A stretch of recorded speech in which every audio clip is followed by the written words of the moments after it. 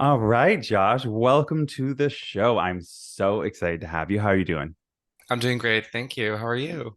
I'm doing magical, thank you. So I'm really excited to jump into the business of fashion with you because we are going to be talking about things that maybe you wouldn't necessarily talk about with like a fashionista or something. The quote unquote unsexy stuff about it, but it's really what makes business happen. So Yeah.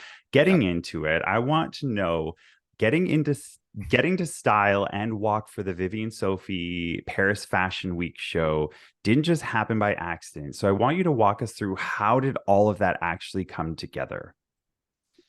It didn't happen by accident, but it did as well. With marketing, you're really looking at a long-term strategy. A lot of people think that marketing will just lead to instant lead generation, but for the 5+ years while I've been working as a marketer, specifically in social media with various clients, I would see, just random bursts of opportunity meet them. And I thought to myself, if I take these tactics and strategies and apply it to my own fashion on Instagram, especially with all the algorithm changes that we're seeing with Instagram, the lack of reach, I put in a paid strategy behind my posts targeting European fashion capitals like London, Paris, Berlin, Milan, because a key part of marketing is knowing your audience. And throughout my entire life, European fashion professionals have always been have always been really receptive to my brand of fashion. So I thought to myself, you know what? Like, let's take these tactics that have been working with these clients, apply them to my fashion, and target European fashion capitals. And I was doing that over 4 months. And I would get some interactions with fashion professionals in Europe, but it wasn't until my fourth month that I got the infamous DM from Vivien Sophie that would change everything. Okay, so this is like absolutely not at all what I was thinking, but I really love where you're taking this. So marketing clearly plays like a huge role in fashion. Like we all know, like that's how everybody looks at fashion billboards and all this kind of stuff. And Yes. that clearly translates over to you as an entrepreneur. So I want to dive a little bit deeper on this idea of, being very specific and targeted with, okay, I'm gonna post my stuff, my fashion stuff on Instagram, but then I'm going to use ads to target people I want to get in front of. So let's talk more about that. Explain that deeper. It was my cat. He's a fashionista, it happens. Um, yeah, for me, it really was like a, a game of trial and error and A/B testing. I don't view marketing and fashion as separate. And I always tell this to young artists. You can be the best artist in the world, but if you don't know marketing and you want to make your art a business, it doesn't mean a whole lot. And so I yeah, it took a trial. It took like the same strategies and tactics that I've been doing with clients over the years as a marketer, applying it to my own brand of fashion, getting the right target audience on Instagram for these paid ads. And the ads weren't a lot of money. They were probably like 20 to $30 per month. And just with like high engaging posts. But I taking the 5+ years of experience in marketing has allowed, this novice stylist and model go from pretty much unknown in Toronto, just like doing costumes because I loved it at every nightclub that I could think of, to styling and modeling on the biggest fashion stage in the world at Paris Fashion Week this year. So So I want to know more about that. So how did that infamous text come in and what was the thoughts behind where like, oh my God, it's finally paying off, like things are happening. Tell me that story. I first thought it was a joke, because we get a lot of DMs in our Instagram being like, we want you to be our brand ambassador. And you're always just like, okay, sure, whatever. But this one was a bit different because she was sending me voice memos, Vivien. The first thing she said was, "Wow, you look so cool." And I'm like, "Oh, thank you. I love your brand. I love your brand of I call them shoes or boots, but they're actually leg accessories. They're the shaft of the boot that are separate from the actual shoe itself." And I thought that was really unique and one of a kind. And she thought the same thing about me because of my really avant-garde fashion, and she was the right target audience. And so we were talking for a bit, and then she sent me another voice memo being like, "Oh wow, like are you going to be in Paris October 1st?" And I'm like, "I would love to be. Like I wish, probably not." And she's like, "Well, I just like have this Paris Fashion Week show that I'm doing October 1st. Would you like to model for it?" And I'm like, what? A model for Paris Fashion Week? Like, I just went to London Fashion Week earlier this year as a guest, you know? I've only been doing fashion seriously for like the past year, going from like pretty much not even calling myself an entrepreneur to Paris Fashion Week in the span of 4 months was very surreal for me. And actually, I said no at first. I said, well, I don't think I can do it right now. But then I stopped myself and I said, this is what I've been. This is why I've been making these ads in the first place. I've been waiting for my moment of conversion. And baby, that's the moment of all conversions is Paris Fashion Week. So we had a call similar to this, and we just got to know each other. And she also said, "I want you to model, but I also see your artistry. Do you also want to style for the show?" And for me, like I love modeling and I love design, but I call myself a stylist first. I've always known how to put together outfits and kind of be the bridge between different creatives, and that's what a stylist does. So I'm like, modeling itself is great, but styling, that's really what I want in my portfolio because it gives me influence on everything that goes down on that runway. So it was an offer I couldn't refuse, but that's what I was looking for. I was looking for an offer I couldn't refuse. I love that you recognize that like like you had been working towards this moment and this is what people want and in such a quick short amount of time and then you recognize like oh no, this is what I want instead of saying no because a lot of people hit that wall, hit that ceiling and they go And oh they say no, this no. is overwhelming and they go They say no. no. And Or they then say, I'm not ready for it. You're never ready for it. And I wasn't ready for Paris Fashion Week, but I gave it my all. and so what did you learn that I want to know like what doors did that open for you just by saying yes and moving in that direction even though it was scary because that's what we are all doing all the time. We're all scared of moving forward and doing the thing, but sometimes you Mhm. just got to jump and figure it out on the way down. It's because my background is also in screenwriting. I understand, the hero's journey. And after that meeting I had with her, where I signed the dotted line to say that I was going to model and style, it was the moment where I crossed the threshold. It was the point of no return. And for the entire, like I'm saying, every single day that summer, I was working on this show with her. You know, before I was doing my day job, during my lunch hours, after work, doing Zoom meetings with professionals across Europe, meeting designers, working on the design, working on the creative direction of this show every single day. And my friends, God bless them, but they would be like, Josh, like, take a break. And I'm like, take a break? I can't take a break. This is my dream. But it also was like, I was having so much fun, even though, like, from an outside perspective, it looked like I was running ragged. When you love the work as much as you do, whatever passion it is, it doesn't feel like work. So for the entire summer, while I was working on Paris Fashion Week, even the work itself, I wanted to pinch myself because I'm like, I can't believe I am working with designers across Europe on an upcycled collection with materials that some of the materials have never been shown before on a Paris fashion runway, you know? So that it's the work itself is what I loved. I always say with fashion, I love the craft. I love the craft. Whenever I have to deal with like the things in fashion that are not glamorous, because there can be a lot of things, it always goes back to the craft. And I feel like for anyone who has an artistic passion or anything, you have to get to the meat of why you're doing this. And for me, that summer proved why I'm doing fashion. This leads perfectly into the next question because I was going to say, what's the hardest part about being a creative entrepreneur and how do you overcome that? And so would you say that that's part of that answer? It definitely can be. I think the hardest part about being a creative entrepreneur is, again, back with marketing, it's not always instant.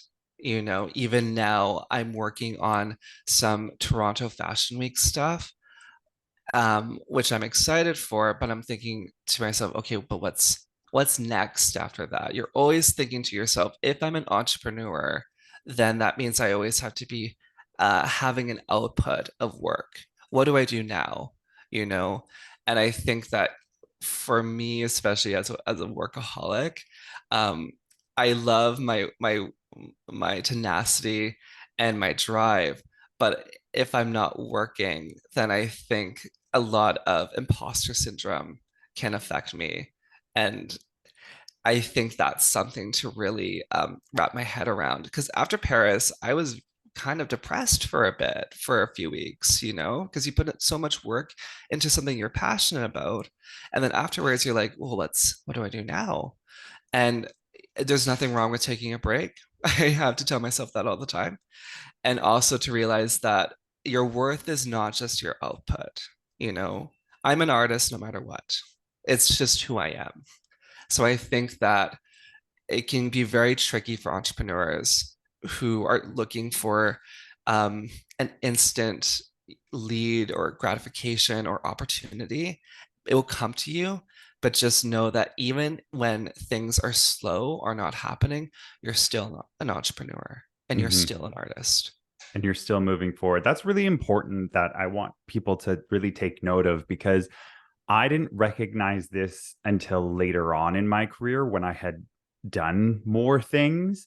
But I was much like yourself, thinking ahead, like, what's the next thing I need to output, output, output, and chasing that thing.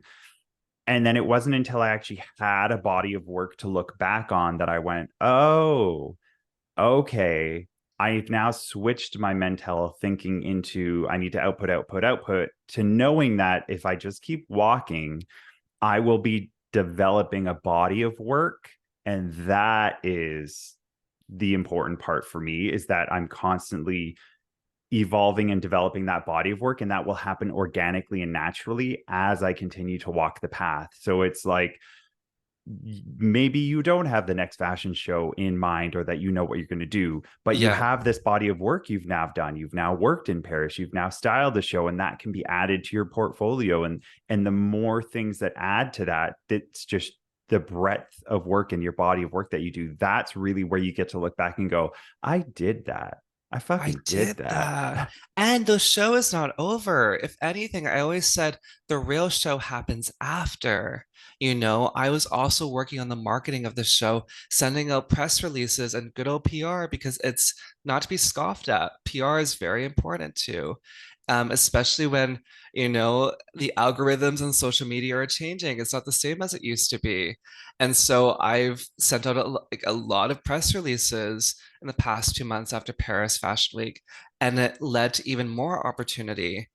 And I always go back to, RuPaul. We all know RuPaul. He had a piece of advice that really stuck with me. He said that everything that I was saying when I was younger, I'm saying now. And it's true, because if you look at his interviews back in the 90s with like Arsenio Hall, he's saying the exact same stuff. We're all born naked, the rest is drag. If you can't love yourself, how can you love somebody else? And he said, because I was doing that and I was consistent with it, it's now paying off in my 60s. You know, it's about the long game. It's not Yeah. always about short-term satisfaction. Paris, again, it wasn't by accident, but it was by accident. So who knows what's going to happen in the next 4 months? Yeah, and it is about the long game. I think in our instantaneous world, I want it now, I want experience now, I want to have it now. The understanding of, you know, the long game and really working towards building that body of work behind you, especially as a creative, and having that is the thing that gives me a lot of excitement and a lot of joy, because I also look at it as like this podcast. I look at it as almost like compounding interest. I might Mhm. only have a certain amount of episodes out right now, But I know that over a year, I'm going to have 52 episodes, and over 2 years, I'm going to have 104 episodes. And I'm not great at math, Yes. but like Yeah. it Yeah. builds, and then that Yes. gives people more access, and then they can binge and go through. But I can't get there unless I continue to do the work moving forward to do that. And I think a lot of people don't recognize that. They want the instant win, they want it now, they want to do the thing.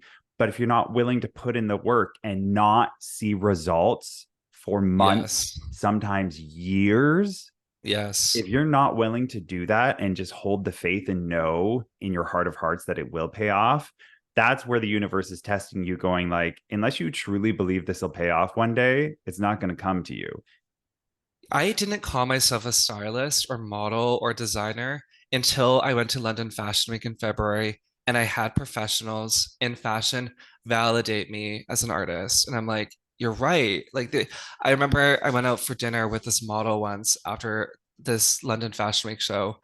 And I was like, oh, I'm not really in fashion, I love it, but like, I'm just here as a guest. And she looked at me and she's like, oh, darling, you are in fashion. Because I dressed to the nines for every show that I went to. You And I dress was the nines for myself, everything. everything. But in the back of my head, I knew that every look that I was creating, even if it was just for like a New Year's Eve party, it would pay off down the line because it was teaching me stuff. Last year, I might not have called myself a stylist on paper, but I knew that it was teaching me things. And I applied that knowledge when I was doing this Paris Fashion Week show. And I'm going to continue to apply that knowledge when I do Toronto Fashion Week in November, or London Fashion Week next year. You don't even need to have a name for it. Um, it's brave to have a name for it, but it's not so much about the name as the intention that's important. Definitely, definitely. And also doing the work. Like, it's which came first, the chicken or the egg? Do you do the work and then you become the thing, or do you Yeah, become the thing and then you do the work? It's like, I'm a firm believer that you have to go through the process and do the thing. And through doing that, you become. It's like experts, they say they need like 10,000 hours to get to that. Like, a piano player doesn't start being the best piano player in the world. They have to build towards that. Anything that you look at and go, wow, that's amazing. Performers, all sorts of things, artistry. It takes time to get that expertise to get there. There's some people yes, who are naturally talented who can maybe do something well, but if you look at the edges, you can see, oh, okay, well, they're new. They haven't learned this technique. They haven't learned this thing. And that comes with time and through doing. yeah. When I look back at some of my posts, and I'm just like, oh, I would change that if I had more resources, time, and skill. But I didn't know. But I will say this: I look back at every post that I've done with my looks that I've created, and I never go. I'll go like, okay, I would definitely fix this. Like, girl, what were you thinking? But I never scorn it because I always see the intention behind it. And if there is intention behind what you're doing, other people will see that too. It's just Definitely. elevating that. It's just Right. elevating. Yeah. Exactly. Like, you're not going to learn the lessons if you don't go through it. So you wouldn't Yes. have learned that looking back and looking at that thing and be like, oh, I would have changed this or I would have changed that. Had you not done the thing in the first place, you wouldn't be able to have that experience to learn from. Exactly. Exactly. And I know so many people who get, artist freeze where they are gripped by perfectionism. And I completely understand, but then they just don't do it. They say no.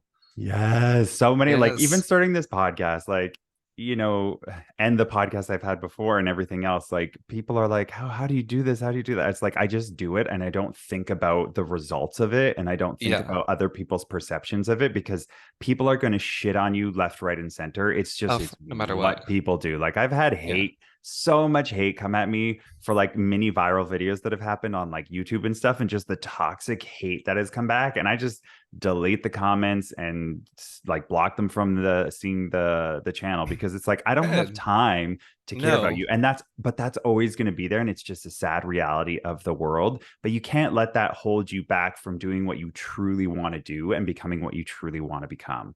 Yeah. And I find that people like the raw edges. They don't like things that are too perfect. Even in fashion, because I can be a huge perfectionist, I have to remind myself that at some point you just have to go down the runway and burn it. And what will happen is what's going to happen. The Exactly. chips will fall where they may. Exactly. And some people love it, some people won't, but that's what being a human is. That's part of Yeah, life. yeah. What advice do you wish somebody had given you early on in your career?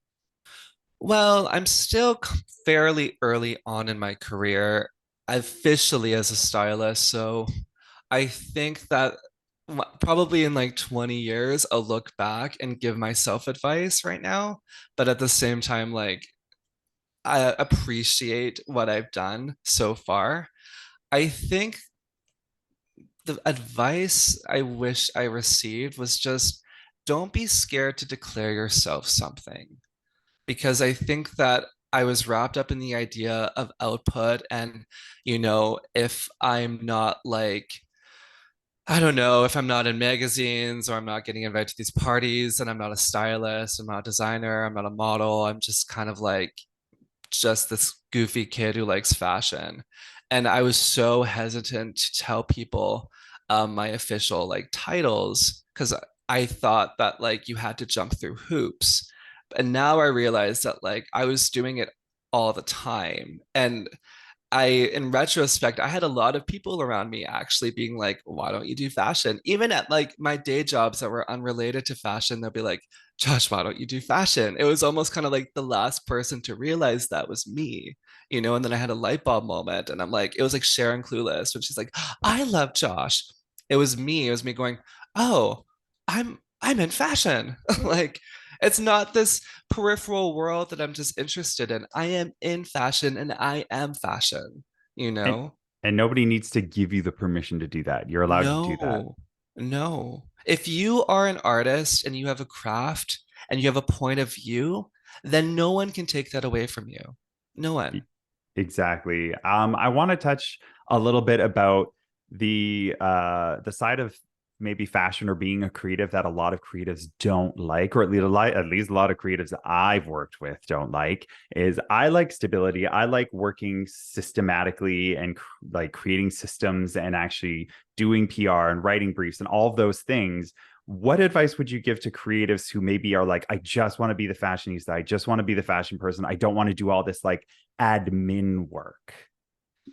Then find a partner that can do that for you. If you truly cannot do it yourself, if your brain is just so creative and you feel like it's going to hinder your creativity, partner up and collaborate. Throughout the entire summer, I said to everyone, successful people do not compete, successful people collaborate. And that's true. You can't do everything on your own. And even for like my career eventually, I I want people to run the admin. I want people to run the marketing. I want people to run, the books, because right now I'm kind of doing everything on my own. And that's okay because I have the marketing experience and I have like the professional corporate experience. But I just want to do creative stuff eventually, and that's work in itself. That's a lot of work in itself. And I'm a firm believer, that creativity should be paid properly and should be valued properly because it is work. And so, yeah, early in your career, you might have to do more of the admin, marketing, financial stuff. But there are talented people in the world who can take on that work with you if you learn how to collaborate and work with people. And then it can be mutually beneficial because not everyone's creative in that way. Exactly. And I would also recommend, especially early entrepreneurs who are creative, who are just like, oh, I just want to be creative and not be bogged down by these other things. It is important to dabble and learn about what you don't know, because if you want to get to that big position in your life and you're making millions and doing really well, you're Yeah. going to want to have a knowledge of how taxes work and how your Oh, bookkeeping yeah. works, because you Yeah. could get screwed over so easily. And many celebrities and many famous people do, because they never took the time to genuinely learn and understand how it all worked. But by Yes. giving yourself that gift of learning that, then it'll set you up better for the future so that you can be even Yes. bigger and do even more. Or you just even have the humility to find the person that does know these things. They're all around you, lawyers, accountants, whatever, marketers, uh, and they can help you. Don't think that like if you don't know something, yes, put yourself out there and try to have a basic understanding of it. Like my marketing experience is going to be with me forever, you know? When I'm like a creative director of a major fashion house or even my own house, like I'm going to be like, I don't like that marketing strategy, you know, because I understand the bolts of it. But at the same time, you can't do everything on your own, and you don't have to. Yeah. Collaborate. Exactly. And mentorship's really important. I know when I got my mentor, my first mentor, she was a bookkeeper. And I was like, what is this gonna like? I wanted somebody in marketing and these other areas Yeah. that I wanted to learn about. But then when we got paired, the more we actually worked together, the more I was like, oh shit, I actually really need to know a lot of this stuff. And it's actually really, really helped me along my career. Yeah. We've just hit our 2 year mark of working together. And I just expressed to her, I was like, I'm so grateful for you because you have saved me thousands of dollars and like That's great. not getting screwed over and all of these things that it's like I didn't see the connection, but I'm glad that I allowed myself to be like, well, let's see where this goes. The universe is obviously delivering this for a reason. So Yeah. if you're creative and you're looking for that partner or that mentor or somebody, it doesn't have to be a specific way. It could be somebody completely offshoot because they might be helping you in a different way get to where you want to go. Hmm. How did you meet your mentor? I got a loan through the Futurepreneur program, and as Oh, part of their cool. program, you have to be matched up with a mentor because they actually want you to be mentored on like how to use the money Yeah, appropriately and all of that kind of course. stuff. So it was a great program. Shout out to Futurepreneur. What? Woohoo. Um, okay, so what advice would you have for other aspiring creative entrepreneurs moving forward? The advice is just advice that I always tell myself, and it bears repeating. Collaborate, do not compete. It gets stuck in our head that because the arts are so-called competitive, that we have to compete with everyone else. We have to be better than everyone else, and we have to do everything on our own. That's going to burn you out. And the arts and the fashion world, even in London and Paris, the fashion world is very small, actually. The actual professionals, like I getting a foot in the door is really important to meet these people, but then it's also how do I cultivate these relationships so that down the line I get a phone call from someone being like, hey, do you want to style this show that I'm doing in Milan? And I'm like, yeah, I do, like a Arrivederci, let's get the Vespa, like of course I do. So it really is like I'm lucky that I really like networking. I'm going to a fashion networking event tonight, around like 7. And even though like, I'm in the back of my head, I'm just like, oh, I'm so tired. I'm like, no, networking is so important and just being yourself because these relationships are going to cultivate into something much bigger down the line. And they're super important. It's okay if you're introverted or more shy, but I meet a lot of designers who just kind of like stay home and work on their stuff. And I'm like, well, you can't, you have to collaborate in this industry. And if you truly can't, find someone who can. I was just going to say, bring it Find back to some, that notion. yes, Find the person who does want to be the extrovert, who does want to go to yes, the parties and does want to do the things. I will agree with you that my business did not start taking off and doing really well until I started doing collaboration and until I started going hmm, to these networking events. And I want to be clear because when I first thought about it, I thought networking was kind of gross because I just looked at all these people just trying to climb the ladder. But then when I got into the world that I was in, I was like, okay, well, I just want to do business the way I feel good about. And for me, that's just making genuine friendships. And from that, hoping that either maybe a contract comes from it or they point me in the direction of a contract or they bring it around. And yes, that's what I focused on. And so I've made just genuine friendships. And that is how all the businesses ended up coming to me. And I had this realization that I was like, oh shit, networking is just a gross name they put on this, but really it's just making friends with people that you don't know yet. And that's how yeah, I look at it now, is it's just making friends with people in your world that you were like, let's hang out. I'd grab a coffee with you. yeah. I got invited to London Fashion Week in February. as a guest, which again, very random. I wasn't expecting that because I was just in London, UK, not Ontario. I have to make that clear to people. I was in London for 2 months. I get this phone call from a friend who I knew from Vancouver when I lived there. And he's like, Kid, you're the perfect mix of professional and fun. And I've really seen you blossom with your fashion. You want to go to London Fashion Week? And I'm like, oh, yeah, duh. It's the top 4 fashion cities in the world. And he's like, go dress up, be professional, and give it your all. And I did. And it was gaggy. And I Yes. still have these. I met people who work for like Vogue, um, who are in Parliament working for fashion, and they're still following me. And they followed me throughout Paris. It's been like how long since February, but they're still invested because I went to London Fashion Week. I put myself out there. I was professional, but I also had fun. I had Yeah. a And lot you of also fun. have a story. Like you have a story with your fashion and your personality. And I think that's why we also connected because it was like, I just saw you living your best life and just being like a nice person when I like am around you and interacting with you, Oh, thank you. which is also what a lot of people don't think. They think fashion is like catty and cunty and bitchy, and you have to Uh, portray something. It's the same with like drag queens. Sometimes they think they have to be fit the aura of those it. people don't last long. I'll tell you, the nicest people I've have been in fashion. Yes, we're vain creatures, but like, look at us. Why wouldn't we be? But if you're passionate and polite, you will be respected and you will go far in fashion. I always say kindness will take you miles further than anything else in your life. If you are Yeah. just a genuine and kind person, like you genuinely care about people and you Hmm. genuinely care about others, you will go way further than you ever imagined. Yeah. Yeah. It's not always like Devil Wears Prada.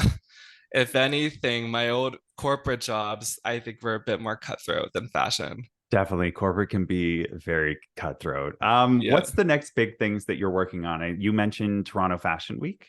Yes, that is mid-November, 2023. I'll be styling some shows, and I also am showing off some of my designs just on the red carpet, which I'm really excited for. Because right now I live in Toronto, and even though I'm looking to relocate to London next year in 2024, it really is my Canadian home, and I have found a lot of support in Toronto for my fashion. So I'm excited to support that. I think again, just networking, putting myself out there and making fashion, staying busy. I genuinely just love fashion. So for me, if I can spend the rest of my life debating with other artists how a hat should sit on someone's head, I would be very happy. I'd be very, very happy. How camp, how lucky, honestly. I freaking love that. Where can folks find out more about you if they're interested in to see your fashion, watch what's going on in your life, keep up to date? Sure. I've my website is pasqualefashion.com. And then you can reach me on my Instagram, Joshua G. Pasquale, no underscores, no nothing, on my Instagram and see my kaleidoscopic fashion. Perfect. And I'll make sure to have that in the show notes for everybody who wants to check it out. Thank you so much for being a guest on the show, Josh. This has Thank been you so magical. much. It's been so much fun. Let's connect soon. Definitely. And all the best to you on your fashion adventures. Thank you.